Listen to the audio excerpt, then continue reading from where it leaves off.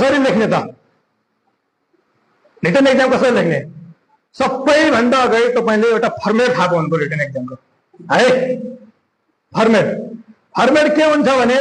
सबैभन्दा अगाडि के हुनु पर्यो भने क्वेशन हाइलाइट हुनु पर्यो तपाई के लेख्नुहुन्छ जस्तो एफएमडी रोगको कारक तत्व लक्ष्य रोकथाम भनेर माथि के हुनु पर्यो क्वेशन के हुनु पर्यो हाइलाइट तपाईले त्यो लेख्नु भएको रहेछ भन्ने कुरा थाहा के हुनु पर्यो थाहा हुनु पर्यो त्यसपछि भित्रका के हुन्छ खण्ड खण्ड पनि हाइलाइट हुनु पर्यो तपाईहरुको प्रश्नका भागहरु पनि हुन्छ नि त बुझ्नु भने प्रश्न हाइलाइट भयो हाइलाइटमै गइरहेछ है र खण्डहरु प्रश्नभित्रका भागहरु पनि हाइलाइट त्यो गर्दाखेरि नमस्ते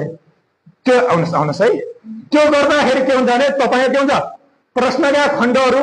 छुट्दैनन् यस्तै अवस्था नि हुन्छ है बुझ्नु सुनिरहनु भयो नि मेरो कुरा प्रश्नका सबै भागहरु छुट्दैनन् हाइलाइट हो प्रश्न हाइलाइट हो त्यभित्रका खण्ड खण्ड पनि लेख्दै जाँदाखेरि प्रत्येक ठाउँ हाइलाइट गर्नुपर्छ यो कुरा थाहा पाउनुस् लेख्नुपर्छ अब दोस्रो कुरा गइसकेदेखि परिचय तपाई एउटा कार्यक्रममा जानुहुन्छ ब्याकग्राउन्ड पृष्ठभूमि लेख्नुपर्छ है प्रश्नको जवाब दिँदै सुरुमा गएर माइक समातेर केही नभनेर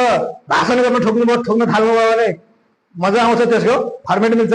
भाषण गर्दै रहँदाको मिल्दैन नि तपाईले के गर्नुहुन्छ त्यहाँ सम्बोधन गर्नुहुन्छ हो पृष्ठभूमि ब्याकग्राउन्ड यदि प्रश्नले मागेका छन् त्यही अनुसार लेख्नुहुन्छ यदि प्रश्नले नमागेको भयो भने तपाईले के लेख्नुहुन्छ थोरै लेख्नुहुन्छ कति लेख्ने हैन मजाले लेखेर अगाडि बढ्नुहुन्छ ब्याकग्राउन्ड पृष्ठभूमि भन्छ परिचय प्रकारको है त्यसपछि तपाईले के गर्नुहुन्छ मेन बडी भित्र छिर्नुहुन्छ मेन बडी भित्र छिर्दै गर्दाखेरि तपाईको सुरुदेखि लास्टसम्म एउटै प्याराग्राफमा सिद्धिन्छ के प्रश्नको उत्तर त्यो हैन सबै एउटै प्याराग्राफ लेख्नु हुँदैन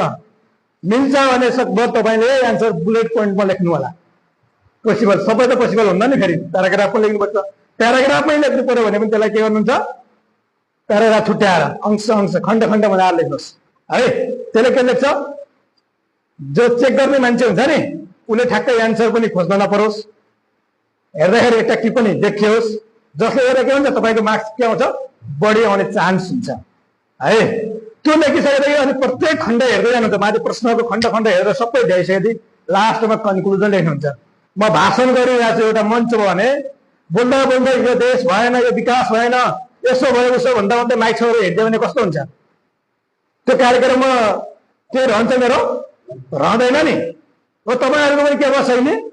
लेख्दा लेख्दै चट्ट छोडिदिए त कहाँ अन्त्य गर्यो समापन हुन्छ नि कहाँ नजिक गएर ऱ्याप अप गर्यो भन्ने कुरा थाहा भएन क्या प्रश्नले र त्यो कतिपयले लेख्ने प्रयास गर्नु भएको छ जसलाई कन्क्लुजन निष्कर्ष भन्छौं त्यहाँ लेख्ने प्रयास गर्नेहरूको समस्या के भयो भने के लेख्ने भन्ने पनि थाहा भएन फेरि अरूको